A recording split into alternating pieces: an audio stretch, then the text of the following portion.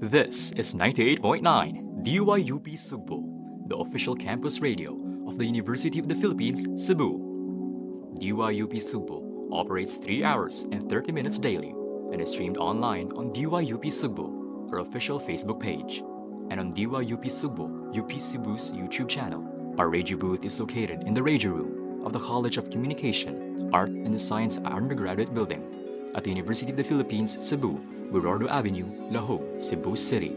DYUP Sugbo is operated and maintained under the management of Gwyneth Antinga, Station Manager, along with Gabriel Emmanuel Sulamo, Assistant Internal Station Manager, and Rain Isabel Filizarta, Assistant External Station Manager. DYUP Sugbo is technically managed by its technical committee under the supervision of Caleb Josh Berandoy and Yeda Marie Lambujon. The technical heads, DYUP Sugbo's programs are produced and curated by the programming committee under the supervision of Franz Pauline Aberilla and Jarod Owen Eagle, the programming heads. DYUP Sugbo's official Facebook, Instagram, X, TikTok, YouTube, and Spotify accounts are run by the publicity committee under Steffi Erika Gakit and Steven Cuevas, the publicity heads. DYUP Sugbo's records and documents are managed by Ritricia Llagas, Secretary. DYUP Sugbo's Executive Committee, Technical Committee, Programming Committee, and Publicity Committee are under the supervision of Sir Maurice Chete Villaester, DYUP's advisor. DYUP Sugbo 98.9, Kaoban Nimo, is now signing on. Mga kababayan, ang pambansang awit ng Pilipinas. Kayang magiliw, telas ng sinangalan, alam ng puso, sa dikit mo'y buhay.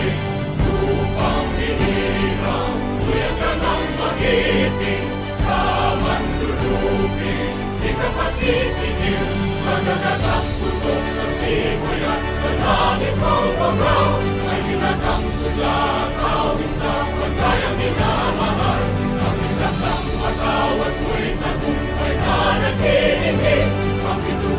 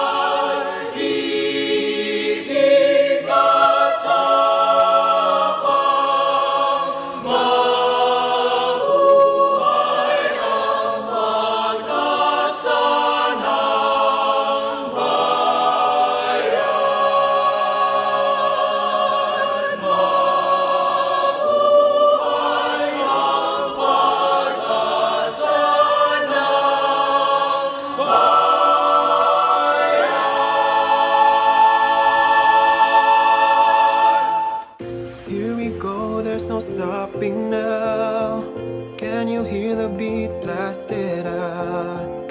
Tune here for a great surprise. Ride the airwaves and come realize. There's a lot to learn and much to see. Come be updated here in UPC. Turn your radio on and find your way. DYUPC to save the day. DYUP, kauban mo. You will never be alone. Bringing you the hottest, latest in the zone. DYUP, kauban mo. DYUP, kauban mo.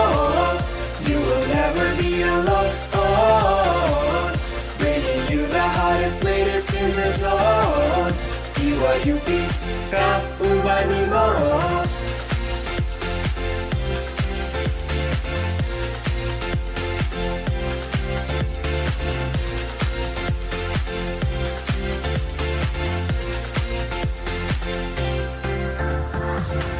Hear the world tell me don't give up. Raise your voice, find and do not stop. Yes, we hear you, you are not alone. Radio's not dead, yes, we are on. DYUP, kauban mo. Bisan asa man kamo adto, music o balita nga ba? Adi akini paras imo, maskin ikaw lang usa. Daghan o bisag asa. DYUP di kabyaan, andam kang pagsilbihan. There's a lot to learn and much to see. Come be updated here in UPC. Turn your radio on and find your way. DYUPC to save the day. DYUP, kauban mo. You will never be alone. Bringing you the hottest, latest in the zone. DYUP, kauban mo. DYUP, kauban mo. You will never be alone. Bringing you the hottest, latest in the zone. DYUP, kauban mo. Kauban mo. Kauban mo. Kauban mo. DYUP, kauban mo.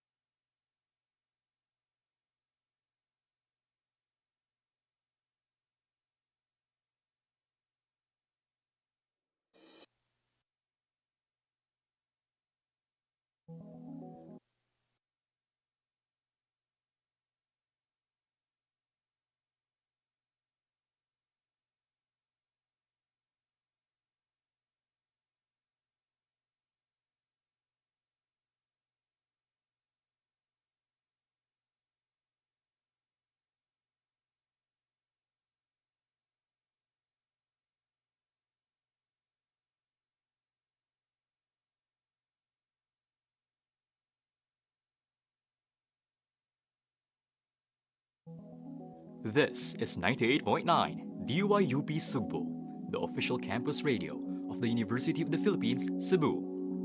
DYUP Sugbo operates 3 hours and 30 minutes daily and is streamed online on DYUP Sugbo, our official Facebook page, and on DYUP Sugbo, UP Cebu's YouTube channel. Our radio booth is located in the radio room of the College of Communication, Art and Science undergraduate building at the University of the Philippines, Cebu, Burordo Avenue, Lahog, Cebu City. DYUP Sugbo is operated and maintained under the management of Gwyneth Antinga, Station Manager, along with Gabriel Emmanuel Sulamo, Assistant Internal Station Manager, and Rain Isabel Filizarta, Assistant External Station Manager. DYUP Sugbo is technically managed by its technical committee under the supervision of Caleb Josh Berandoy and Yeda Marie Lambujon, the technical heads. DYUP Sugbo's programs are produced and curated by the programming committee. under the supervision of Franz Pauline Aberilla and Jarod Owen Eagle, the programming heads. DYUP Sugbo's official Facebook, Instagram, X, TikTok, YouTube, and Spotify accounts are run by the Publicity Committee under Steffi Erika Gakit and Steven Cuevas, the publicity heads. DYUP Sugbo's records and documents are managed by Ritricia Llagas, Secretary. DYUP Sugbo's Executive Committee, Technical Committee, Programming Committee, and Publicity Committee are under the supervision of Sir Maurice Chete Villaester, DYUP's advisor. DYUP Sugbo 98.9, Kaoban Nimo, is now signing on. Mga kababayan, ang pambansang awit ng Pilipinas. Kayang mag-ibig, dalas ng silanganan, alam ng puso, sa titik mo'y buhay. Lupang hinirang, tuyag ka ng magiting, sa manlulupi, di ka pasisigil, sa nagatang tutok sa simoy at sa langit mong bangaw, ay hinatang tula, kawin sa pagkayang minamahal. Ang isang ng matawad mo'y tagumpay na nag-iimig, ang bituin at araw niya kailan pa may di magtitingin. Luman ang araw ng walhaging pagsinta, mo'y langit sa piling mo. Ang inigaya na pagkay mga amin, ang mamatay ng dahil sa'yo. Yupi naming mahal, pamantas ang hirang, magdinig namin sana'y inyong hingin.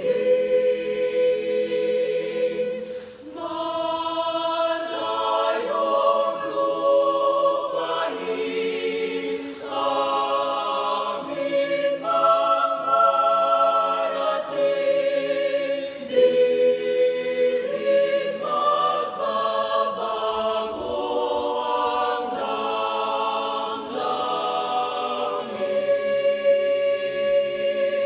Di rin magbabago ang damdamin.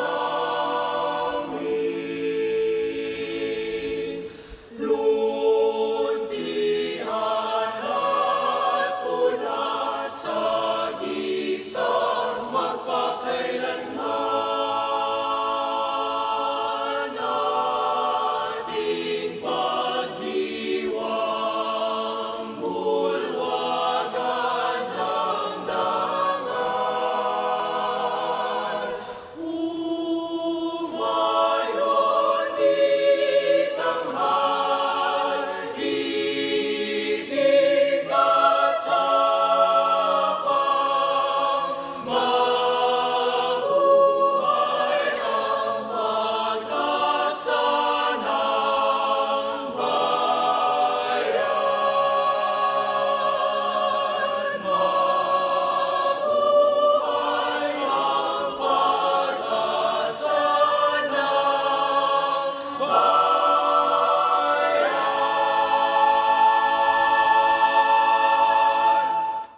Here we go, there's no stopping now. Can you hear the beat blasted out? Tune in here for a great surprise. Ride the airwaves and come realize. There's a lot to learn and much to see. Come be updated here in UPC. Turn your radio on and find your way. DYUPC to save the day. DYUP, Kaubani mo. You will never be alone. Bringing you the hottest, latest in the zone. DYUP, Kaubani mo. DYUP, Kaubani mo. You will never be alone. Bringing you the hottest, latest in the zone. DYUP, Kaubani mo.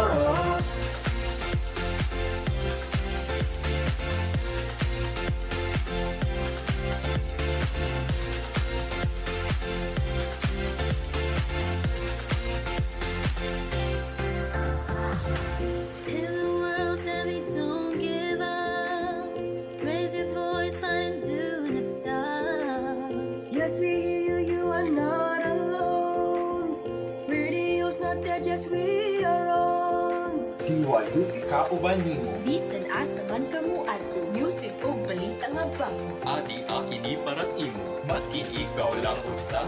Daghan o bisag asa. DYUP di kabyaan, andam kang pagsilbihan.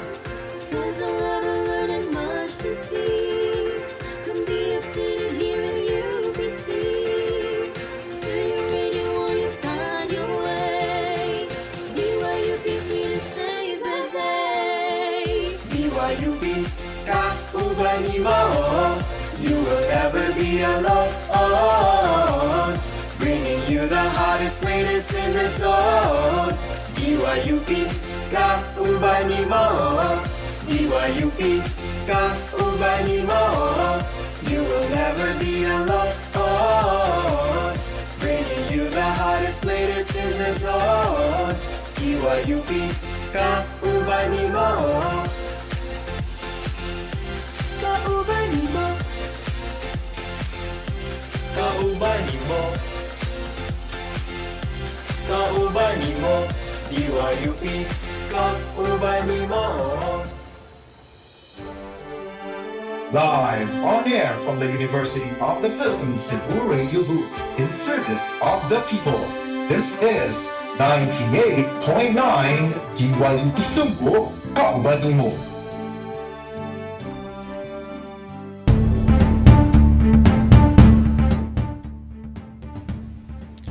Maayong adlaw UP Cebu. I am Nico Buok. And I am Teen Camilotes. You're listening to Ayo UP Cebu, the beat of campus, the pulse of news. For the headlines. Detained journalist Frenchie May Cumpio and advocate Mariel Dumaquil appeal civil forfeiture ruling. Alice Guo exposes Chinese spy by Zhejiang's former cellmate. 1081 exhibit organizers address vandalism allegation and chalk protest. Philippine volcanoes secure double gold in Asia Rugby Sevens. Gardo Verzosa reminds celebrities joining politics of Dolphy's words. Today is Wednesday, October 9, 2024. Time check, it's 10:49 a.m. Good morning mga scholar ng bayan, no? And to our fellow listeners both online and on demand. Good morning UP Cebu and good morning also to you Nico. And the past few days no has been kind to all of us. Hopefully magpadayon na jud siya because it's midterm season, daghan ng mga students na stress. And of course, I hope na laban ng jud ta guys. Mag-study jud ta. No, kay there are still some scholars ng bayan out there who are still taking their midterms exam and even practicals. Nako, buti na lang for us in the Com Senior, kay we only have projects as of now, so no studying for most of us except for those taking GEs on sciences and the rest. So wishing everyone no a good luck for this week and the following week. Well, tinood na sana all wala exam. Well, we have exams tomorrow and mag-cram na jud. But unfortunately, we don't have a reading break adding up to the stress pod. But still, make sure to stay safe and also well rested. And of course, guys, keep yourselves healthy and fit. Kay part of taking a successful exam is also maintaining our health.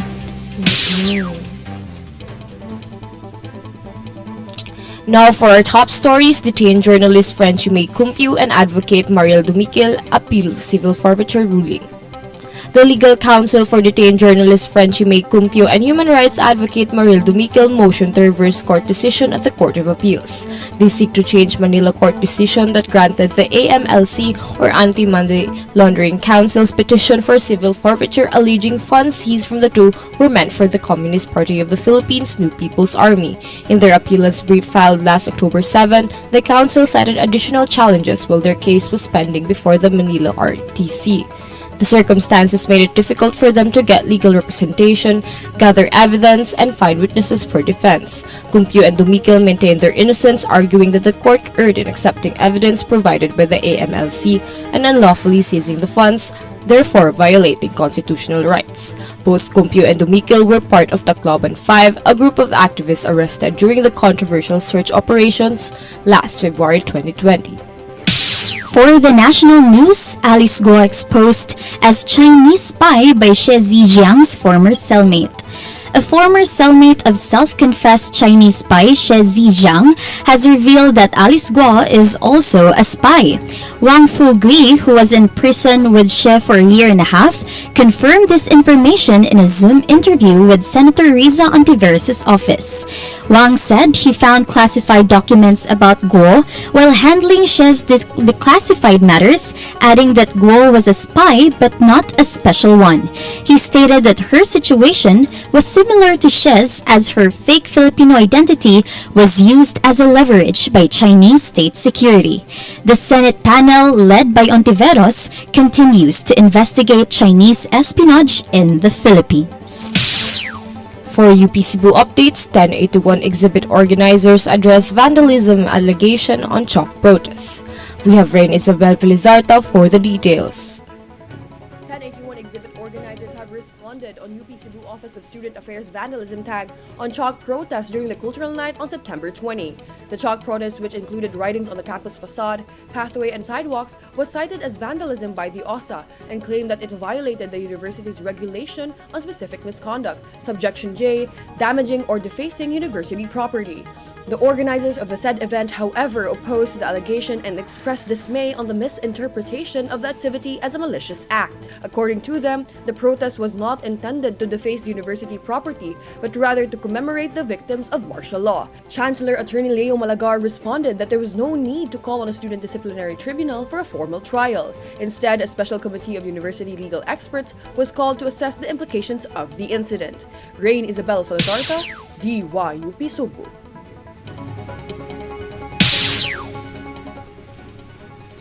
Don't leave our broadcast yet, as we will have a very special guest with us next. Stay tuned! Nay, bakit kahit nasa trabaho ka, may breast milk pa rin akong naiinom dito sa bahay? Kaya pala ito ang ginagawa mo. Pinag-iipon mo ako ng breast milk habang nandun ka. Tapos, iniiwan mo rito para kahit umalis ka na, hindi ako magugutom. Pati pagkain meron. Kaya mula nung maliit pa ako, hanggang ngayon, walang problema. Galing mo talaga, Nay.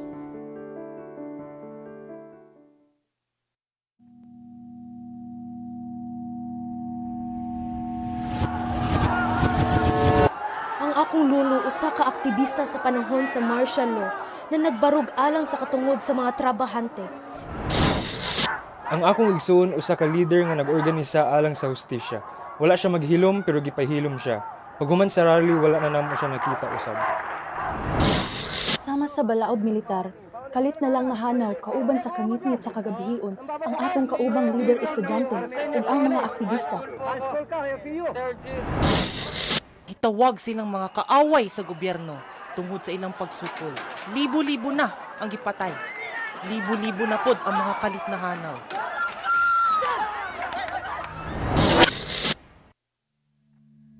Lima na kadekada ang nilabay sukad nga gipatuman ang Proclamation 1081 o Balaod Militar. Sulod sa siyam ka tuig sa Balaod Militar, 70,000 katao ang napriso, 34,000 ang natorture, ug lapas sa 3,000 katao ang gipatay. Ang mga panghitabo kaniadto kay wala mahilayo sa sitwasyon karon. Daghan gihapon ang mga nangawala, gipang priso, giwad-an og pangtawhanong katungod. Apan ang pakigbisog sa tawhanong katungod wala kini matapos. Ang tingog sa mga estudyante milano subay sa panahon. Salmot uban kanila. Ayaw tuguti na mausab pagbalik ang kasaysayan. Never again, never forget. Never again to martial law.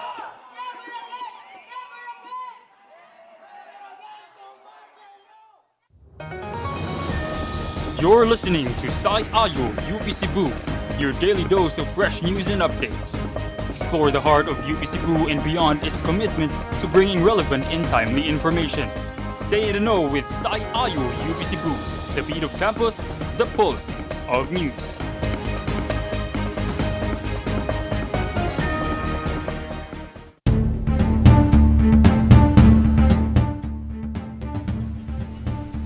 Now we're back. You're still listening to Ayo UP Cebu. Time check, it's 10:56 in the morning. So, good morning again, fellow scholars. So, nindot kayong weather today, no? Like ulan, it's sunny and it's vibrant and it's a great day. And adding up to that, we have a very special guest for today's episode. We have here the chairperson of Serve Up. Welcome to Sayayo UP Cebu, Anton Oakan. Yay! So, would you like to introduce yourself to our fellow scholars? Yes, hello. I'm Anton Oakan, the president of Serve Up. So, di ba Serve Up is recently revived naman, no? Muna, I just wanted to ask Anton, can you take us through the process, no, of reviving Serve Up and ano naka-decide man ta nga i-revive siya? So, a little background sa Serve Up. Org na ni siya since 2014. So, way back then, yeah. And then, na-stop pa siya because of the pandemic back 2019. And then, na-active siya last year but we weren't able to officially recognize. And since na-active mi ato, nga we saw nga there were a lot of people who love playing volleyball. We were able to make a community sharing this love for volleyball. And then this year, a lot of people were also interested. So we decided na we should make this official so that we would have more opportunities to play and hold events. So yeah, so that we could make our community bigger. And then since org naman siya before, it was just fast. We were able to get documents from the previous years, and then we just had to make amendments sa constitution and just find a good team to hold and lead the org. So yun, we're officially back. Yay. I'm also curious, no, were there any hardships or like challenges you face sa pag-revive yun sa Serve Up? Jud kay since 4 years ago, the documents from the previous years was really hard. Nagkutijud me to find it, and then since some were lost, we had to just make new and fix it. All right. So, like the past few days, no, I heard na the organization recently announced one of its first initiatives, like katong inyuhang Serve Up Volleyball Clinic. I think it starts today, October 9, right? October 9, October 16, and October 23. And I think daghang mga scholar na curious ba kung saan siya all about. So, who is allowed to join man sa clinic, and does one have to be a member sa Serve Up? And can you share more details about this, Pod? So yes, the clinic will start later in the afternoon. You have to be a Serve Up member to join the clinic. We made this because we wanted it to be a benefit of joining the org. But then, joining the org is very simple, Rajud. No requirements. Open to all UP students, alumni, and faculty. Yes, so all you have to do is have a passion, and if you're willing to learn volleyball, that's it. And then a membership fee, so open na jud for all. So if you want to join the clinic, open paghihapon ang registration. And then we decided to have this clinic because this year we saw a lot of new faces in the court, and then we wanted to share our tips and like techniques and teach them and make them have a foundation in the skills. So we partnered with the men's varsity, the volleyball team. Yes, some of the players will spearhead the clinic. So ayun, we did this because we wanted to have like the best like experience from varsity mismo, so that when events come in the future, they will have a foundation. That's interesting, no, na aside from UP Cebu students, we're allowed to have alumni and faculty in the organization. So, just wanted to ask, no, kung na ba current members na from this sector, from the alumni and faculty so far? Yes, the players active last year, graduate naman sila. So we made the amendments nga, we changed it nga, we will also include alumni and faculty because there's really a lot of alumni and faculty who want to be part of it.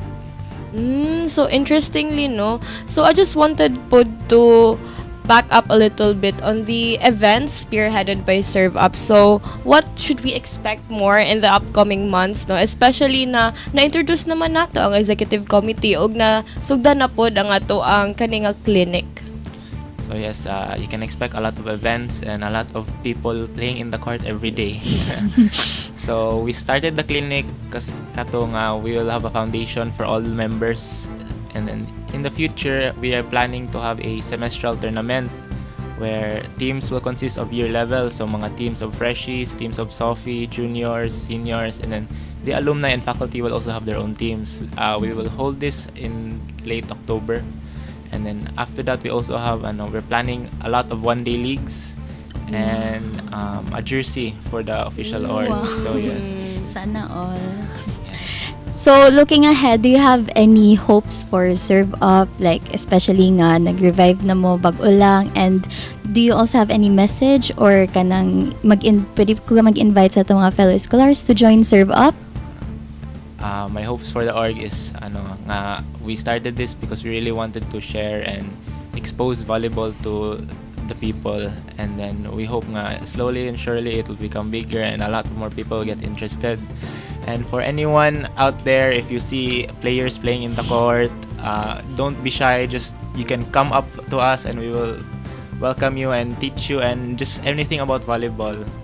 And if you ganahan pa mo apas sa clinic pwede ra jud, just go to our page, Serve Up, and then all the information will be there. So, thank you so much, no? Happy kay ko, kay Nana Joy Volleyball or kay I'm also a fan. Hey, this is your sign to sign up. But like, yeah, sige rin ako sila kakakita before sa court. And finally, officially, Nana Joy org, no? Para, I mean, na-revive na jud ang Serve Up, no? So, it can also cater the interest po sa volleyball sa ato mga fellow scholars. And also, thank you so much, Anton, for joining us today and sharing your expertise and plans for Serve Up, and we really wish you and the organization more success in the future. So thank you so much. Thank you. Now for the latest updates in sports. Philippine Volcanoes secure double gold in Asia Rugby Sevens. Let's hear it from Che Lim for the report. The Philippine Volcanoes claimed 2 gold medals at the Asia Rugby Emirates Sevens Trophy in Nepal on October 5, 2024. The men's team defeated Chinese Taipei in the finals by 27-14, while the women's team beat India 7-5, claiming victory for the country.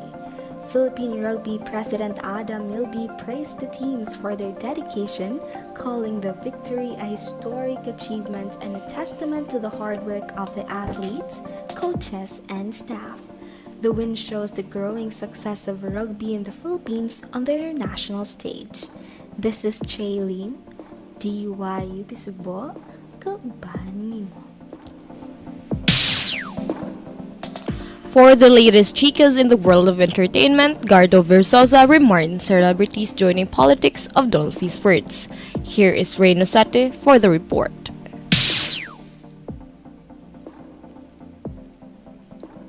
Versosa advised celebs running for the 2025 midterm elections to be guided by the words of late comedy king Dolphy in an Instagram post on Monday, October 7.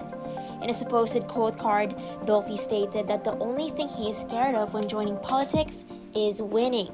For him, it would be embarrassing since he would end up not knowing what to do, adding quote, "Sayang lang ang pagboto sa akin ng mga tao."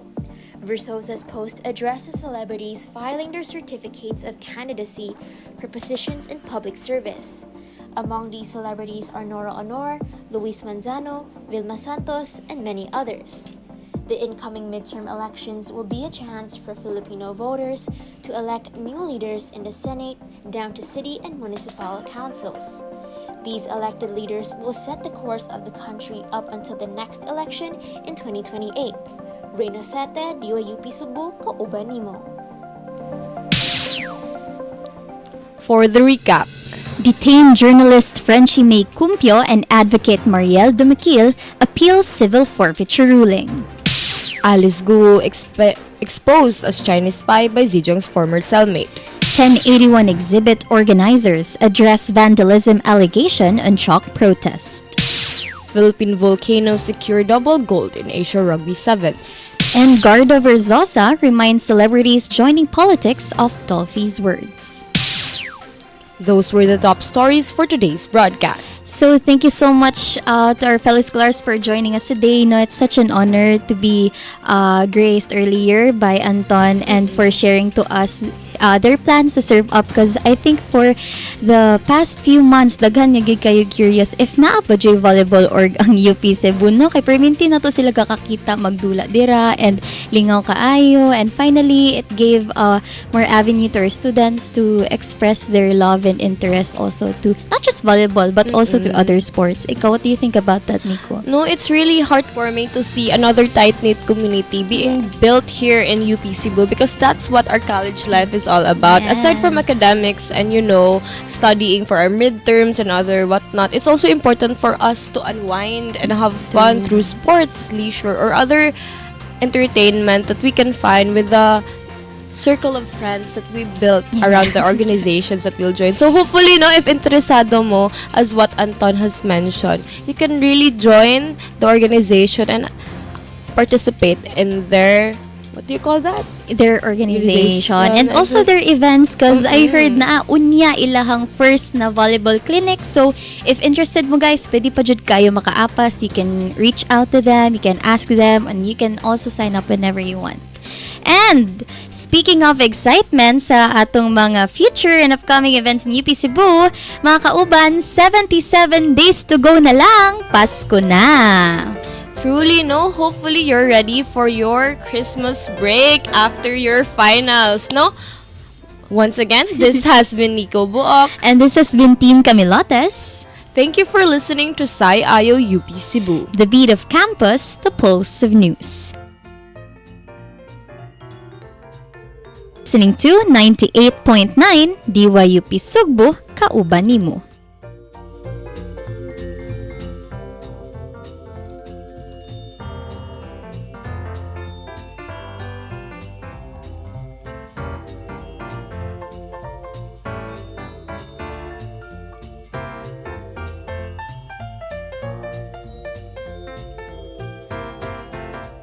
Hey there, bookworms! Have you ever wondered why reading is so important? Well, let me tell you. Reading is not just a pastime. It's a superpower that can transform your life. When you read, you're not just flipping through pages. You're expanding your mind, building empathy, and enhancing your creativity.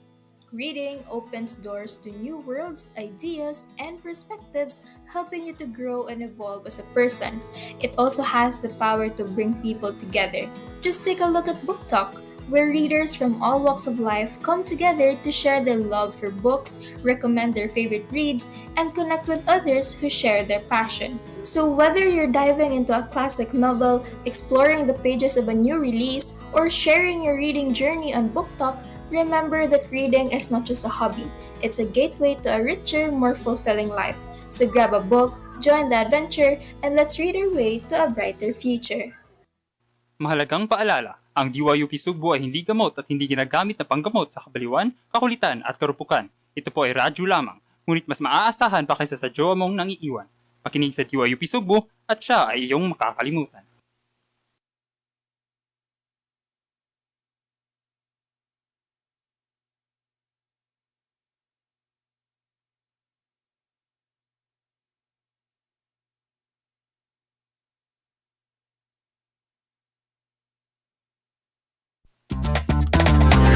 Trying to get your fill of the lively campus life?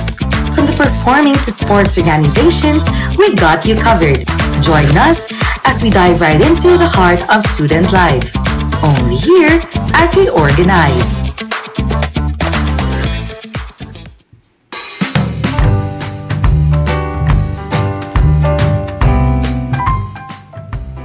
What is up, scholars ng bayan? Welcome to ReOrganize, your go-to program about everything related to UP Cebu's organizations and student groups. We're back with another episode where we give you not only an exclusive interview but also exciting games with our student leaders. Hello, this is DJ Mins, together with DJ Francine, your companions for today as we navigate the world of data analytics.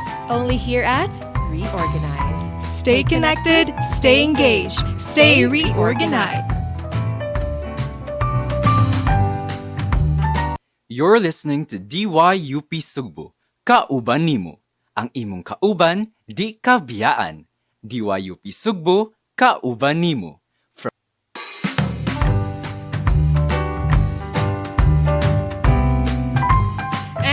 ReOrganize is back live. What do you think when you think about stats by DJ Mens? Stats, statistics. All I think about is our numbers and softwares and data and graphs, and it's not my thing. Parang nakaka-overwhelm. Ikaw ba, DJ Francine, what do you think about? What do you think when you think about stats? What I think about when I think about stats is trauma. Kay dili jud ko halasog statistics, pero it's really interesting now and I really am excited to get to know more about statistics. Kay very interesting siya, although dili ko hanas, pero I want to learn more about it.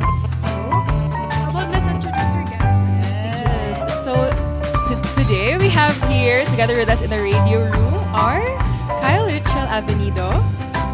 Hi, guys. Ralph Elijah Arquisola. Hello. And Ale Siga.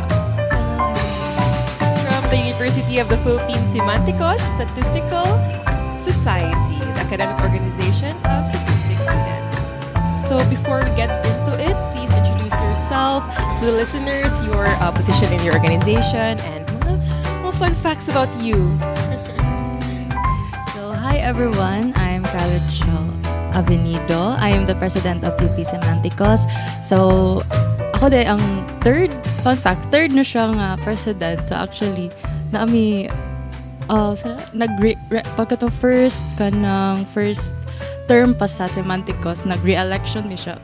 Nag-re-election mi og kanang president. So, something basta, something like that. And then, yes, mo to siya. Ako ang third president na bisag second year pa nga term sa Semanticos karon. Wow. So let's welcome President Richel in the radio room. Next.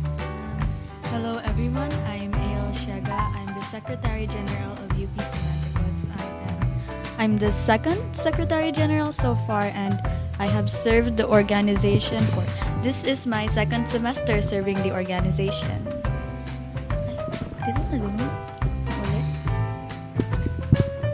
And thank you very much. Welcome, Ale. And our last guest. Hello everyone, I am Ralph Elijah F. Arquisola. I am the Vice President for Internal Affairs at UP Semanticos. Since second year man, so ako po ng second VP Internal of the org. Wala na ko ilain mahuna-hunaan nga fun fact. Siguro Mick, kami tulo kay Kuan, Luzon, Visayas, Mindanao. Wow! So not originally from Cebu. Wala name drop at address karon. So we're really excited to have you guys on board today and to learn more about statistics and your organization as well. Because as you mentioned earlier, young pa jud ay siya ang Semanticos. 2 years pa. So how long na-establish na ang statistics in UP? Ang statistics program jud kay March 24. Basta it's 4 years old. So this year we'll be having our first graduating batch of statistics students in UP Cebu. So kami mga juniors man so second batch pa sa Semanticos. Ay, statistics. Alright, so bali the second year nga na-establish ang statistics, di man na-establish ang Semanticos. Sa third na. Sorry, nawa, diba? Dili lagi ko math person. Sa second graph. We were second years, okay. So that's nice. So mga pioneers pag yun, paingon gid mo mga pioneers pa sa gid mo bisan third, mga second or third na ninyo nga term. I mean, term sa entire nga program and your organization as well. So our first question would be, what can you say about the establishment of the organization? Its structure, its body, and everything else. So actually, of course, the highest position dyan sa Semanticos kay ang President, and then next kay ang Vice President for Internal Affairs. And then we also have an external Vice President, and then we have 6 secretaries. We have 5 secretaries. Ooh. Yeah, so we have the Secretary General na muna siyang mag-oversee sa tanang letters and mag-communicate sa mga internal affairs, mga letters, mga yan na siya. And then we have the Secretary for Finance and Budget, and then Secretary for Audit, and then we have the Secretary for Publications and Communications, and then we have the Secretary for Socials and Public Relations. Wow. Yes. And then aside from the secretaries, we also have the block representatives. So at first, the constitution only have, it stated now we should only have like one representative for each year level. Pero last year, sa first sem or second semester, we realized na needed the ejud na duha ka block reps for each year level. And then, sa Mooto, we made a resolution to increase the limit to 2 block reps per year. And then, what else? So, nainad to miss since we thought that having 1 block rep would be okay since at first very small ang population ng stat. So, it would be like, our seniors are currently like 10 or 12 people depending on how you look at it. So, you'd think na okay lang ang usa. But then, last year, hindaghan among freshies and then samot jud this year. So, we really need more people to look after them. We need more block reps, year level representatives. So, that's why. So you mentioned the population of the org is not the org, I mean the program. So dili kay mo daghan in your program. So as I believe second least mo nga pinaka so mga how much mga pila ka buok mga total population sa statistics karon. So this year niabot na may 106. Yes. So growing na. 67 Rami. Last year 67. And then karon 106 na. Yay! 40% na kay mga freshies. So yes. And then more about the org. Okay, so our org DI is an academic, democratic, non-partisan, non-profit and secular student org of BS Statistics students at UPC. So kanang ACAD org siya basically sa mga BS Stat students. So even if, like you mentioned, na young pagid ang organization, pero we're assuming na you have a lot of activities or events planned up your sleeve. So what are the organization's goals for this academic year? So one of our first goals this year, since mao to new org pa mi, like baby org pa mi, so gusto jud na mo i-grow among finances. So kanang makainomdom pa ko nag-meeting at the start of the year kay gamay-gamay pa jud among money, among first activity pa ato sa welcoming week kay katong org boost unya nami na raise pero kanang napud mi mga nagasto. Very kanang fortunately jud sa among last financial report sa among last meeting kay nidaghan jud among funds because of this month nga National Statistics Month. So naka-earn rami from our merchandise, from our concessionaires which are naa sa atong campus karon. I-promote na po na among concept o among mga merch. So yeah. And then aside from growing our finances, isa man jud more sa goal jud sa mga organizations, even academic organization or any other organizations kay mag-make jud og connections.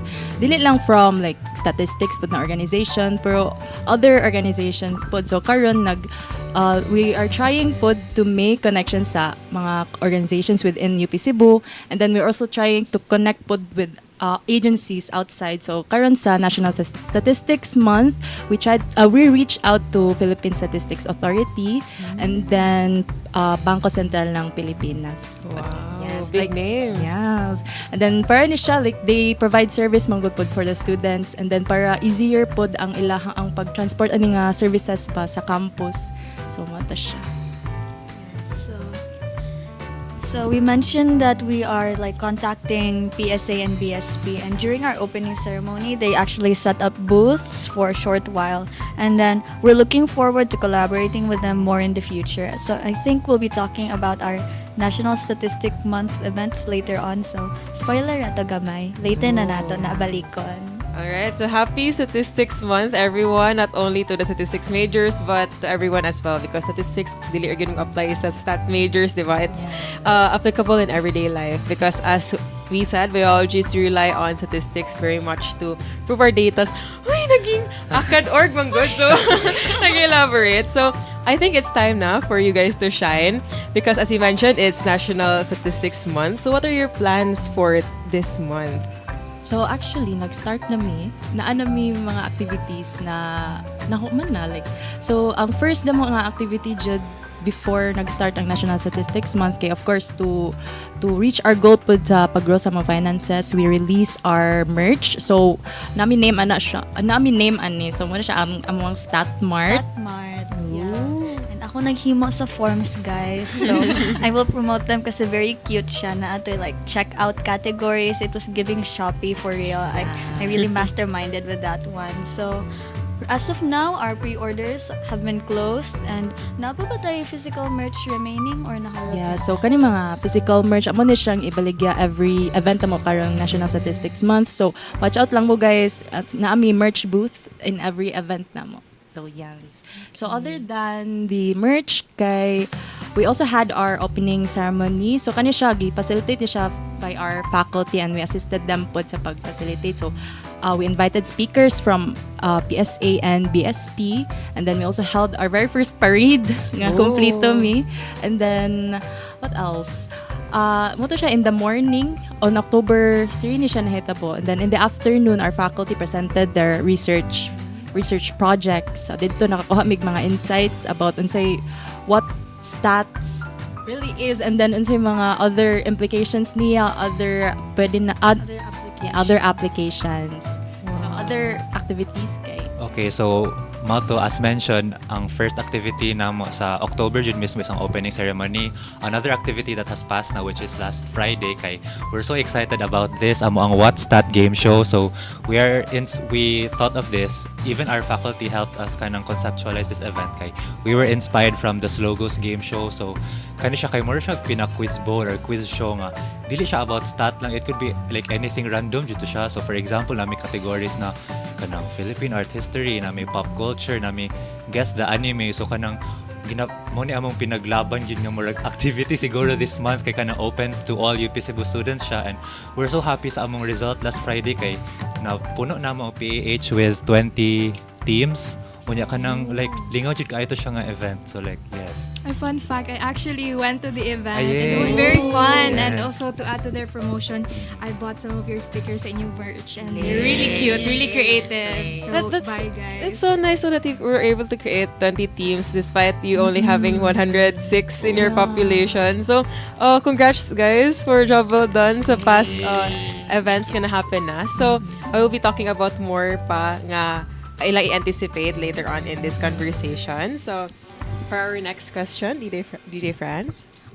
Okay, so, even if there's like, dili kayo mo pressured or maybe kuan mo na baby organization pa mo, pero can you share your achievements or the organization's achievements of the statistics students and the faculty? Okay, so let's start lang sa achievements ng students, no. So one of the achievements sa amo is our every year kay naami SFCon, which is the Student Faculty Conference on Statistical Sciences, and it happens pod on Statistics Month. So among SFCon this year will be next week na. So kami mostly sa among third years and fourth years kay manglarga mi to Manila. Goodbye UP Cebu. So kani siya nga event kay I think hosted by the UP system, unya daghan pod other institutions and universities nga naay statistics for program, for example kay mang-attend ani. So kanang collaboration jud siya, and we consider it as an achievement kay students and even faculty can present their papers. So for the past 2 SFCons kay we have faculty na nag-present sa ilang SFCon. So aside sa among SFCon kay we also have internships. So since amo ang first batch nga nag fourth year na karon, before this academic year, bale sa summer kay naka-internship na sila.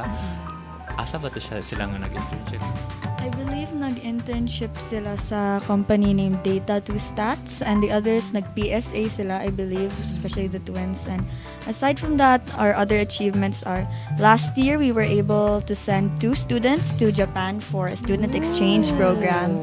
Yeah, so they were able to go to Japan. They enjoyed it a lot there. And then one of our recent achievements was the Philippine Statistics Quiz Bowl, the PSQ. We held the preliminaries here in UP Cebu, and this event is actually open to all BS statistics students, computer science, and math. And this year we're so proud to send three participants, 3 qualifiers, all from the statistics program, all of our freshmen statistics students. So I'd like to congratulate them. Is it okay to say their names? Yes. Yeah. Sure. I'd like to congratulate Andrea Bialgayo, Marilet Lugil Roselo, and Kins Bulaser for qualifying for the next round with the PSQ. So I wish them so much luck in participating and representing the statistics students of UP Cebu. So to add to that, kani sila nga mga participants kay mo ni sa mag-represent sa PSQ nga provincial organization gyud. And then wa pa ko edingon na di po semanticos organization kay of course lagi newly kuan pa jud siya. Bago pa jud siya na implement ba. So mao to nga pag first year wala jud org to siya, and then pag second year kanang gi-force We were encouraged heavily encouraged nga mo dagan jud kay walay laing mo represent na mo duhar man mi ka batch adto sa mo nga kami nag-vote mi sa mga kaugalingon adto guys sa mo siya. And then pag third year I feel like kuan siguro I feel like kuan sama na siya pag-ingon basta kay wala na ho siya giplano, but like I feel like ning arise sa jud siya nako ba within myself nga I feel like need ganahan ko nga mo like mo lead or like mo represent jud sa student body na mo, and then kakita po ko like naa po yung mga kanang need jud na itarong jud sa system bitaw na mo sa semanticos bisag like sa within lang sa organization, and I feel like napay need jud og improvement atong time mga katong last year so mo to siya. And then karon as president nagyud makaingon jud ko nga hard jud siya daghan jud ayog okay bag-o pa man jud, and kanang wala pitaw mi wala mi foundation or like what mi kaawatan ba. You are the foundation. But yes, what may kaawatan, so like mungna jud mi sa mong buhatan diri, and then amo lang jung gi naningkamot lang jud mi nga like to kuan sana we are putting in so much effort to make this org better, not just for the current statistics students, but those that will enroll in BS Statistics in the future. And kana sad, napansin ko like, daghan na jud ming events this year, and seriously, makathank ko kay Rachel as among president, cause like, she seriously puts a lot of work into the org, and very perfectionist ba siya. That's why, we are able to like, host. Job is kung siya kay Google Docs, Google Forms, ako kay program flow, kuya ka ng pislit sa PPT sa program, at the same time operations committee head ko, so kanang mag-oversee ko sa program, kanang honestly like of course lisod yun siya, especially this month na naka-feel dyan naman mag-ingon mi nga hala bakbakan kini karon naman ganang hangak na kaayo mi kay daghan kaayo, pero if I have to be honest kay kanang makayon ko nga I enjoy my job rabaw, and I'm also thankful nga akong other officers kay they also are kanang as passionate bitaw, so maka-happy kay siya to see nga the org growing our second year pa nya murag nindot ang dagan. Oh, thank you for that, VP. Thank you for your guys' dedication to your org. So lisod jud ang student leadership, especially nga your biggest activities are this month, diba? Kay National Science Month, ay National Statistics Month, plus midterms pa jud. So it's really heavy na I feel like yun naka-sense ako sa heaviness on your end. So we'll be talking more about their events, the Semanticas events, when we'll be back after this very short break. Thank you.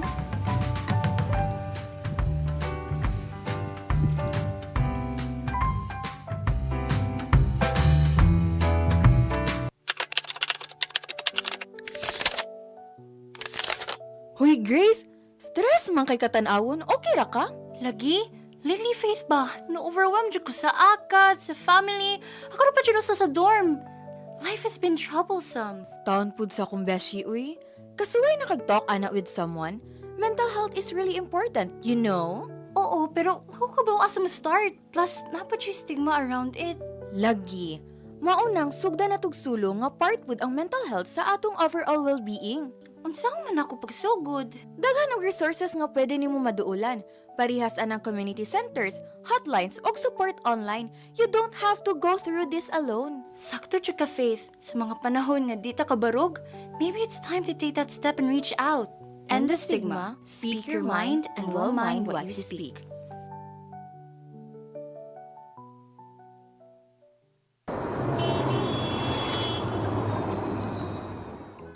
Kahangak ba ni mo, Felix? Gipaningot lagi kag maayo. Init jud kaayo place ay. Makalipong pud ang kaigang sa traffic. Lagi no? Nagpayong man kaha ka. Delikado na ba ang radiation ron? Of course, uy. Nag-apply pa ganin kog SPF 50 nga sunscreen. Hay nako, mao pa gani pag-abot, haggard na noon kaayo ko. Ang singot, kay pamaagi sa atong lawas para mo cool down og balance sa atong body temperature. Pero magresulta pud ni sa fluid loss sa atong lawas. Maong ayaw kalimot sa pag-inom og tubig permi para hydrated ba? As scholars ng bayan, mag-amping kita kanunay. This reminder is brought to you by DYUP Sugbo. DYUP Sugbo, kauban nimo. You're listening to DYUP Sugbo. Kauban nimo, ang imong kauban, di kabiyaan. DYUP Sugbo, kauban nimo. From highs to lows, from laughter to tears. Kauban nimo ang DYUP Sugbo.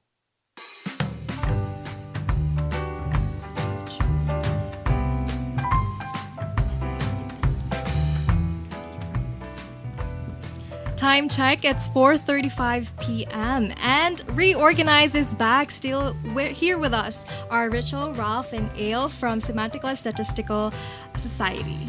Now, we learned more about the organization itself and the officers that are working with the organization. The shadows. So to talk about more about the National Statistics Month,